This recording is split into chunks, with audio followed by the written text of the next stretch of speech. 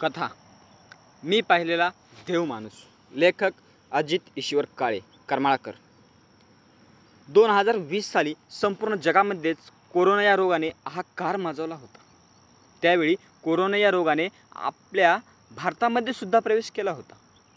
Corona हा आजार असा होता की त्याची लक्षणे सर्दी, ताप, डोकेदुखी व खोकला इत्यादी क्षुल्लक जरी वाटत होती, तरी पुढे काही दिवसानंतर कोरोना झालेल्या व्यक्तीला श्वास घेण्यासाठी त्रास होत असे व परिणामी त्यामधील काही रुग्णांचा मृत्यू होत असे.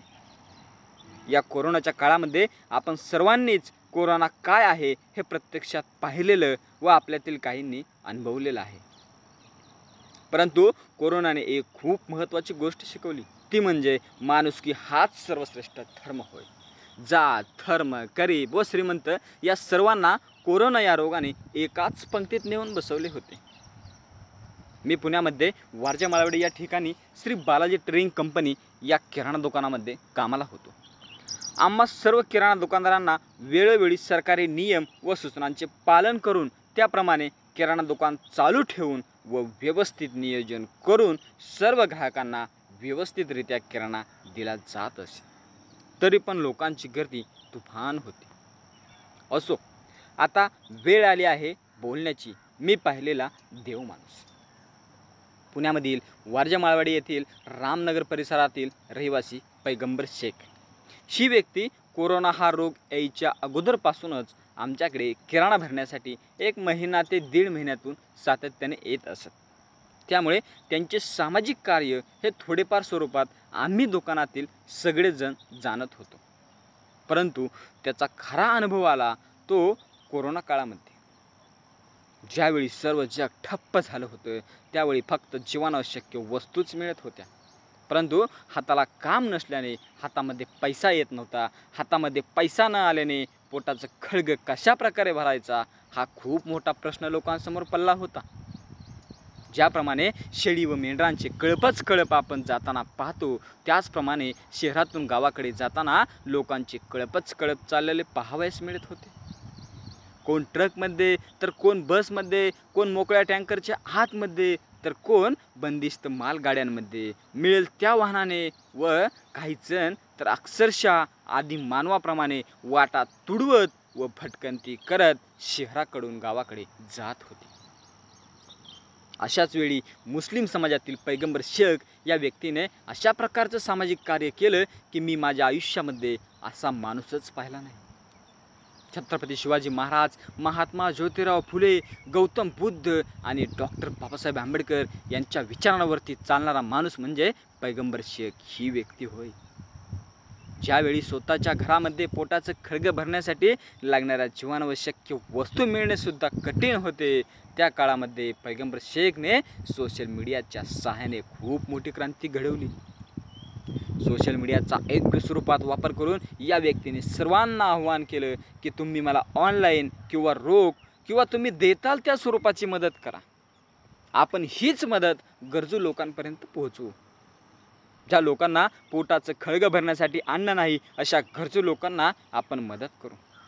अशा प्रकारचं आव्हान पैगंबर शेख यांनी केलं. पैगंबर शेख आमच्या दुकानामध्ये आले व आमच्या शेठशी त्यांची बातचीत झाली की मला तुमच्या दुकानातून वेळोवेळी मी सांगेल त्यावेळी केव्हा 50, केव्हा 100, 150 तर केव्हा 200 किराणा मालाच्या किट लागणार आहेत. मित्रांनो, या ठिकाणी किट म्हणजे किराणा दुकानातील साखर, तेल, पोहे, गहू, मसाले, मीठ, माचीस, साबणा, तांदूळ व यांसारख्या लागणाऱ्या आणखीन काही वस्तू होय. अशा ठराविक वस्तूंचे एका कुटुंबासाठी लागणारे सामान म्हणजेच एक किट होय. अशा प्रकारचे किट बनवण्याचे आमच्या शेठला सांगण्यात आले. आमचे शेठ आणि आम्ही सुद्धा लगेच होकार दिला, कारण त्यावेळी ते आमचं परम कर्तव्यच होतं. ते कर्तव्य बजावणं सर्वांनाच गरजेचं होतं. ज्याप्रमाणे सैनिक देशाच्या सीमेवरती देशाचं संरक्षण करतो, त्याचप्रमाणे देशातील प्रत्येक नागरिकांनी ज्यावेळी देश संकटात असतो त्यावेळी एकमेकांना मदत करणे, एकमेकांना सहाय्य करणे हे पण एक देशप्रेमच आहे. ते प्रत्येकाचं आद्य कर्तव्य असतं. ते प्रत्येकाने पार पाळलंच पाहिजे. त्याप्रमाणे आम्ही ते पार पाडलं. आम्ही दुकानातील सर्व मुले सरकारी सूचनांप्रमाणे दुकान बंद झाल्यानंतर दुकानाचे शटर खाली घेऊन आतमध्ये जेवण केल्यानंतर हे सर्व किराणा मालाचे किट बांधून ठेवत असे व दुसऱ्या दिवशी किंवा त्याच दिवशी पैगंबर शेख व त्याचे सहकारी मित्र हे आमच्या दुकानामध्ये गाडी घेऊन येत असे व आम्ही सर्व ते किट गाडीमध्ये टाकून देत असे. पुढे पैगंबर व पैगंबरचे सर्व सहकारी मित्रमंडळी वेगवेगळ्या परिसरामध्ये जाऊ गरजूंना ते किराणा मालाचे किट वाटप करत असे. अशा किती गरजू लोकांना कितीतरी हजार किट वाटल्या याची गिनती पण करू शकत नाही. या ठिकाणी एक महत्त्वाची गोष्ट सांगायची म्हणजे पैगंबर शेख हे सोशल मीडियाच्या माध्यमातून किती पैसे आले व किती खर्च झाले याचा ताळेबंद सर्व पुराव्यांसहित आपल्या सोशल मीडियावरती सातत्याने टाकत होते.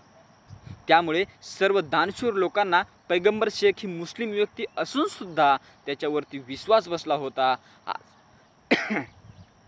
आजकाल समाजामध्ये मुस्लिम म्हटलं की त्याच्याकडे पाहण्याचा दृष्टिकोनच वेगळा होतो. ही खूप मोठी दुर्दैवाची बाब आहे.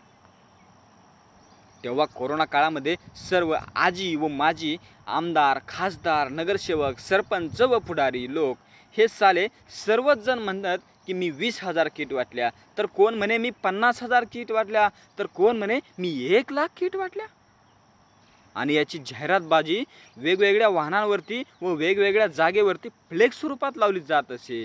अरे काय चाललंय आपल्या ह्या देशामध्ये? अक्षरशः तुम्ही केलेल्या मदतीची जाहिरातबाजी करता. अरे तुम्हाला लाजा वाटल्या पाहिजे, लाजा. जनाची नाही पण मनाची तरी लाज बाळगा. यांच्याविषयी बोलण्यासाठी माझ्याकडील शब्दही कमी पडतील. कोण हा पैगंबर शेख? हा सामान्य माणूस सामाजिक कार्य करण्याच्या उद्देशाने कोणतीही जाहिरातबाजी न करता आपलं सामाजिक कार्य सातत्याने करतच होता आणि अजूनही सातत्याने वर्तमान काळामध्ये सुद्धा सामाजिक कार्य करीतच आहे. मित्रांनो, गेल्या 12 वर्षांपासून पैगंबर शेख ही व्यक्ती आर्थिक कुर्बानी शिक्षणासाठी हा उपक्रम राबवत आहे. अक्षरशः राज्यभरातून असंख्य मुस्लिम बांधव या चळवळीमध्ये सामील झालेले आहेत. मित्रांनो, या चळवळीचा उद्देश मुस्लिम समाजामध्ये बकरी ईदला कोण 10,000, 20,000 तर 25,000च्या किमतीचा बकऱ्यांचा कुर्बानीसाठी बळी दिला जातो. म्हणजेच मुस्लिम समाजामध्ये अशा स्वरूपाची कुर्बानी दिली जाते. पैगंबरने स्वतःच्या समाजाच्या विरोधात जाऊन त्यांना आव्हान केलं की खरंच कुराणामध्ये काय लिहिलं आहे, आपल्यापर्यंत ते कसं चुकीच्या पद्धतीने पोचवलं आहे किंवा आपल्याला त्या चुकीच्या पद्धतीने सांगितलेलं आहे. जर एखाद्या प्राण्याचा बळी देऊन अल्लाह खरोखरच खुश होत असेल तर नाही होणार असे प्रश्न लोकांच्या मनात निर्माण केले. आपण सर्वांनी मिळून बकरी ईदच्या दिवशी दिली जाणारी कुर्बानी ही बकऱ्याचा बळी घेऊन न देता त्या बकऱ्याची जी किंमत असेल ती किंमत आर्थिक स्वरूपामध्ये दान करायची आणि ही सर्व रक्कम संपूर्ण राज्यामध्ये ज्या ठिकाणी मुलांना शिक्षणासाठी पैसे नसतील अशा सर्व मुलांना मदत करणे व ज्या मुलांना शैक्षणिक साहित्य घेणं सुद्धा खूप अवघड आहे, ज्यांच्या आईवडिलांचं हातावरचं पोट आहे, अशा संपूर्ण दुर्गम भागातील मुलांना आर्थिक कुर्बानीतून मिळालेल्या पैशातून मदत केली जाते. मित्रांनो, विचार करा, हे व्यक्तीचे विचार किती महान असतील. कुठल्याही अंधश्रद्धांना बळी न पडता स्वतःच्या समाजाच्या विरोधामध्ये जाऊन प्राणी हत्या करू नका. यामुळे आपल्याला आपला अल्लाह प्रसन्न होणार नाही तर कोपिष्ट होईल आणि खरंच ही कुर्बानी अल्लाहपर्यंत पोहोचेल का? तर नाही. त्यासाठी आपण सर्वांनी म्हणजे मी जे माझ्यासोबत आहेत त्या सर्वांनी मिळून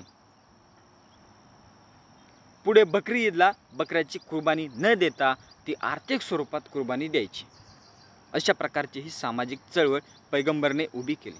गेली 12 वर्षे म्हणजे एक तप झालं ही चळवळ चालू आहे, ज्याचे वर्णन करण्यासाठी माझ्याकडील असलेली शब्द सामग्री ही अपुरी पडेल. मित्रांनो, या व्यक्तीकडे मुस्लिम आहे म्हणून त्याच्याकडे त्या नजरेने पाहू नका, कारण तुम्ही पाहताना या पैगंबरला कोणी एका नजरेने पाहाल तर कोणी दुसऱ्या नजरेने पाहाल. प्रत्येकाला पैगंबर ही व्यक्ती वेगवेगळी दिसणार आहे, परंतु जी व्यक्ती या व्यक्तीकडे तिसऱ्या नजरेने पाहिल तेव्हा त्या व्यक्तीला नक्कीच पैगंबर शेख हा देव माणूस वाटल्याशिवाय राहणार नाही. खरोखरच ह्या व्यक्तीला मनापासून सलाम. आपलाच अजित ईश्वर काळे.